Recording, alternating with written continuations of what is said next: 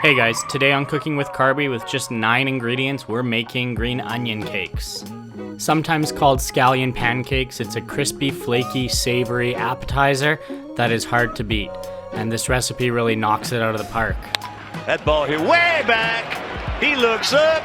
You can put it on the board. Yeah. Starting with our dry ingredients, we're combining 4 cups of all-purpose flour, a teaspoon of baking powder, and a 1/4 teaspoon of baking soda. Give all of your dry ingredients a quick mix before attaching your bowl to your stand mixer. If you don't have a stand mixer, duct tape a wooden spoon to your hand and then you're the machine. Either way, we're going to slowly stream in 450 milliliters of room temperature water with our mixer set to low. As this is a non-yeasted dough, it's not going to rise the same way that a regular loaf of bread would, so we need to make sure we get the texture just right here. Things like humidity can change how much flour or water you need, so consider the measurements I gave you just a guideline. You may need to add a touch more flour or a touch more water depending on if your dough is wet or dry. Once it comes together as a homogeneous ball, we can remove it from the stand mixer and finish it by hand. Add a little more flour on top of your dough and then start the kneading process. We're working it back and forth for a few minutes using our dough ball to pick up any of these loose scraps and loose flour on top of our cutting board. We'll know it's a good dough when it has cleaned our entire cutting surface. It should be tacky, but not sticky. If we use our index finger and poke our dough, it should indent and then slowly start to come back to its original shape. Give it a couple of good pats on the head, call it champ or sport a couple of times, dust the top of it, and then cover it with a kitchen towel and set to the side while we prep our green onion mixture. I bet you didn't see this coming, but our green onion mixture starts with green onions. We're using 1 entire bundle, cutting the ends off and then cutting the greens into 2 portions that are equal length so I can bunch them all together to speed up the chopping process. Into a measuring cup goes 2 teaspoons of salt, a 1/4 cup of vegetable oil, and a 1/4 cup of vegetable shortening. 1 glug of sesame oil, or a teaspoon if you're measuring, and then finally all of our green onions. Mix all of that together as best you can with a fork, just until everything is somewhat evenly incorporated, and then we can wake up our dough. A good tip here when we're trying to roll this out to a large surface area is to not quite roll from our middle, but just past middle in the forwards and backwards directions, and then from middle to the left and right.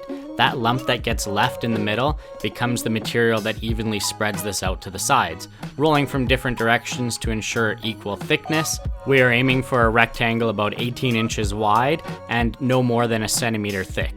Spoon all of your green onion mixture out into the middle of your dough, and then using the back side of a spoon, spread it as evenly as you can, edge to edge. If you've made cinnamon buns before, this rolling process is going to be very similar. Starting at the close edge, we're carefully rolling the first couple of times, pulling back a little bit to ensure our shape, and then each roll is going to get easier. Keep the ends tucked in, finish your roll, pull it back to the middle of your cutting board, and then we are going to measure and cut our dough into 6 equal pieces.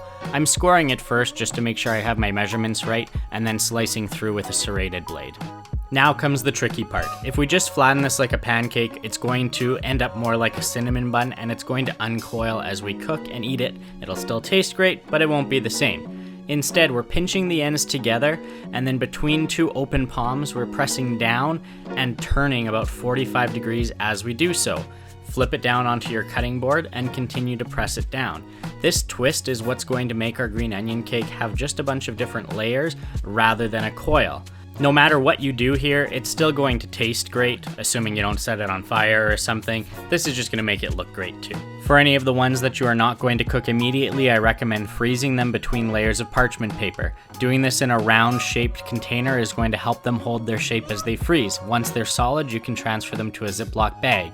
Tomorrow, when you're going to eat the rest of these, you don't need to thaw them or anything. You can just throw them from frozen straight into a pan and they'll cook up beautifully. For the one that I'm eating today, I threw it straight into a preheated pan. No need for any extra oil. There's enough from our filling in our dough. Cook for a couple of minutes on the first side on medium-high heat until it's golden brown. Then we can flip it, press it down into the pan, and repeat the process on the other side, checking periodically just to make sure we're not burning it. Now that we've reached peak golden crispiness, we're going to remove from the pan, slice into 4 pieces, and serve it up with a side of chili garlic.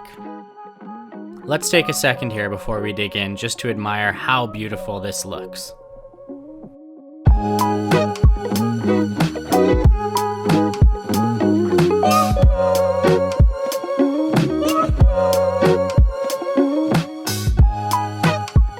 Okay, let's dig in. Moment of truth right here.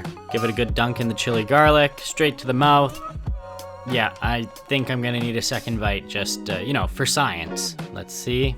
No, the hand says it's good, so it must be good. Chewy, crispy, salty, flaky. How can you go wrong? As always, thanks for watching. I hope you enjoyed the video and you try this recipe out at home. Like and subscribe if you haven't already. See you in the next one.